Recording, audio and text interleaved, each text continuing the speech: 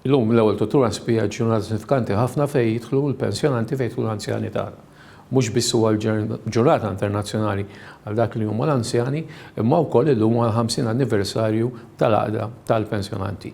Pjaċir għalina u nur għalina li naħdmu ma' dawn in-nies fil-aħħar mill-aħħar huma importanti għax li kieku ma kienx huma qabilna u li ħadmu qabilna kieku aħna maħniex qegħdin hawn.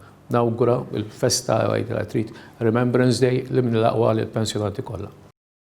Jiġifieri aħna ikonna laqat mal-istess Ministru Falzon jilqana dejjem kull darba li u jisma' il-talbit tagħna jekk mhux miegħu jsiru laqat mal-uffiċjali għoljin tal-Ministeru nresqu il-problemi tagħna u ħafna drabi naslu f'kompromess huma għandhom id-diffikultajiet tagħhom aħna nixtiequ naraw l-improvement fil-ħajja tal-anzjani u tal-affarijiet kollha.